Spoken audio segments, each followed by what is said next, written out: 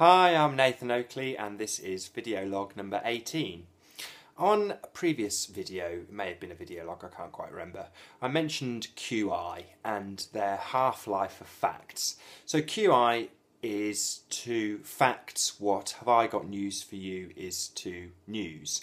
A self-confessed satire show, in the case of Have I Got News For You, is often, at least in the UK, a lot of people, let's see if I could say correct English, a lot of people's source of news for whatever reason, and they've said it time and time again on the show, Have I Got News For You? Now, QI is no different in the respect that they have said, or Joe Brand pointed out on one of the shows, that there is no such thing as a fact.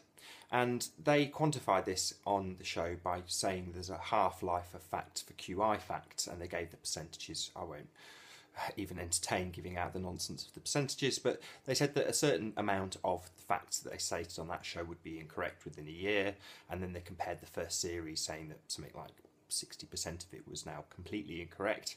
Now, on one of the previous shows, or one of the previous QIs, they had said something about the moon, which is that you could see 59% of the moon based on the fact that as it rotated, you saw an extra amount on one side when that side was illuminated versus an extra amount on the other side when that was illuminated.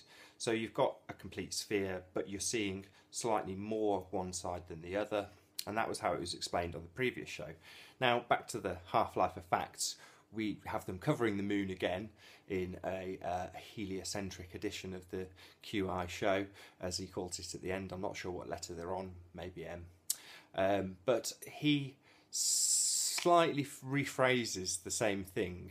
But what I noticed as he was saying it was that the moon isn't showing any more surface at the end of the cycle, and it's a nice graphic that they have, or photography or whatever it is that they're using. I'll play it in a moment. But it's an interesting one, because as soon as they played the graphic and I scrutinised it, you could see that there wasn't actually any more being revealed. He quotes it as being 59%. I'm sure this will get argued over a huge amount in the comments.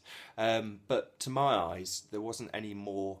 The way they described it in a previous episode was that you could physically see there was more being exposed as the light was cast on it. Now this graphic shows it differently, but you'll get the point when I play out the clip. So I'll just play that now. Well, you can see one side of it. Yes. There is this strange thing called libration, which is it's like vibration beginning with an L. It's a thing that was noted by quite a few of the early astronomers. Can I say, sorry Stephen, but if that's an acceptable way of defining a word, what? Libration. It's like vibration but beginning with an L. So you can picture it in your heads, is that bad? I was with you already, just with libration. I thought you might have heard it as libation or something like that, that's all. What does it mean? Well, I was about to tell you, and then somebody came and said, no, I'll tell you, you get this kind of jiggling effect. Basically what it comes down to is you can see about 59% of the surface at one of the time moon from Earth. Obviously when it's a new moon or whatever, then you see it's a lot less, but you can see 59% of the surface rather than just 50, that's all. And that cosmic wobble brings us to the end of another QI show, so it's time to check the form and see what sort of scores we're dealing with, my word.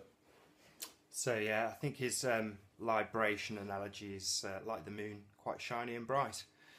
So there we go. That was QI's explanation for how much of the surface you could see. I think you'll probably agree with the graphic. It didn't, to my eyes, look like you were exposing any more surface. We'll get lots of curvy arguments, hopefully, going in the comments. But to me, QI just seems like a constant source of disinformation to the UK public. I'm not sure how much of QI you guys get out there in the States, but for us it's repeated ad nausea on a show called, this is Dave, so it's repeated all the time. It's like part of the culture here, but yeah, it's just a massive source of disinformation. So yeah, I've been Nathan Oakley. I will see you in the next video.